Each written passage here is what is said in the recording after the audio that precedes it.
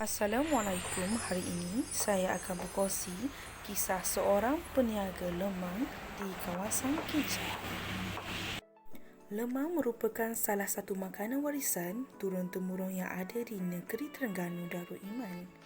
Keenakan lemang ini terletak pada isi pulutnya yang dihasilkan menggunakan beras pulut yang dicampur beserta santan kelapa dan garam secukup rasa. Lokasi gerai lemang ini adalah terletak di laluan Kuantan ke Kuala Terengganu serta berhadapan stesen minyak Shell Kijal.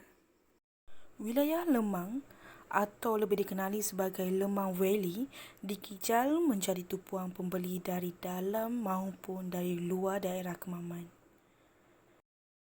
Cik Wan Mazilawati binti Cik Wan Abdul Rahman atau lebih mesra dipanggil sebagai Kak Sa. Beliau berumur 34 tahun, merupakan anak jati Terengganu dan peniaga di kawasan Kijal tersebut. Beliau sudah berkeluarga dan mempunyai 3 orang anak dan juga beliau mempunyai banyak pengalaman dalam pembuatan serta penjualan lemang ini.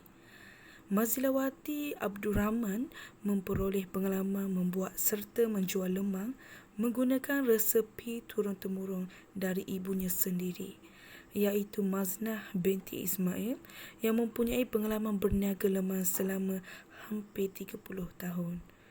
Bukan itu sahaja, beliau telah belajar berniaga sejak masih kecil bermula pada umur 15 tahun.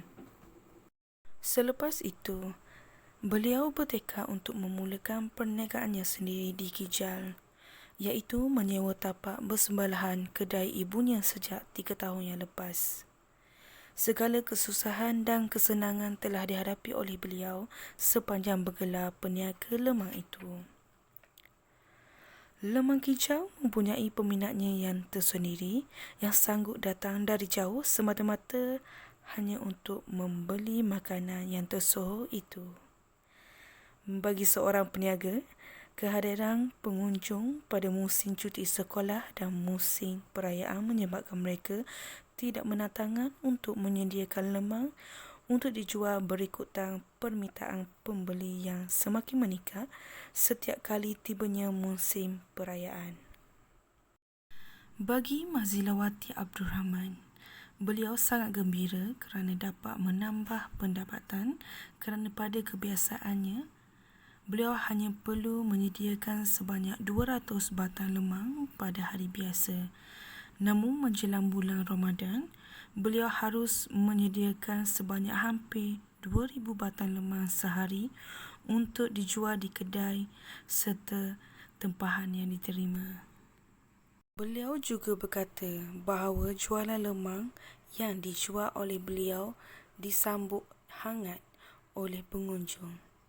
Setiap hari jualannya habis licin dibeli oleh pengunjung dan terpaksa menambah bilangan lemang bila Aidilfitri semakin hampir.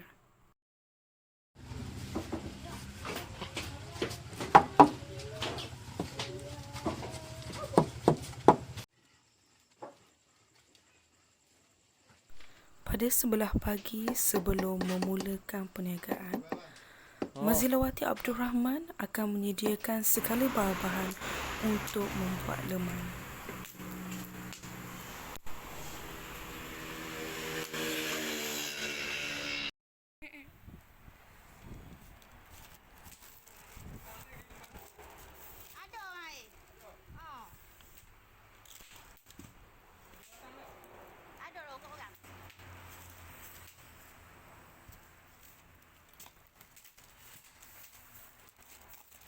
Mazilawati Abdul Rahman menetapkan harga bagi jualan lemang beliau berdasarkan saiz buluh.